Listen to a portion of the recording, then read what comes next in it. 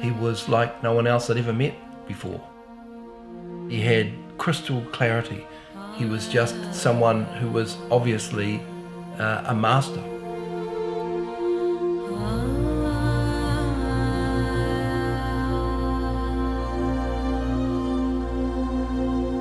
Like all the Western students, we only knew him for a very short amount of time.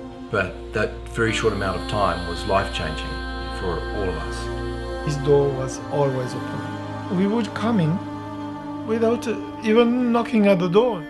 There's sort of various cliches about meeting your guru, it's like we always knew each other. The aspiration was, could I become even a little bit like this person? I just wanted to be like him. And I'm not the kind of guy to follow people, but I ended up following him. In the 1950s, there were a lot of Tibetans leaving the country. Kangyur Rinpoche realised that the Buddhist teachings, until then, which had been preserved by Tibetans, were in danger.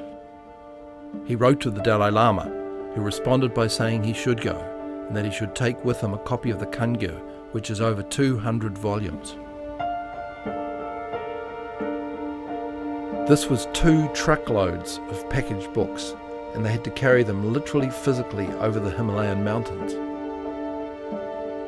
Imagine if we had all the notes of all the scientists, Western scientists, all together, and many of them had not been published. How preciously would we guard them? And that is what I think for my father, the importance of these books.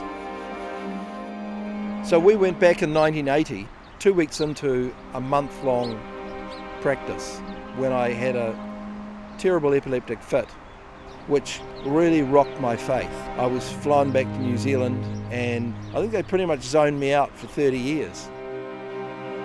Now, found that Kangyur Rinpoche's family were in France, and what was 10 or 20 Western students had increased with thousands and thousands of students. So I want to go back from New Zealand to India and find out where that all began.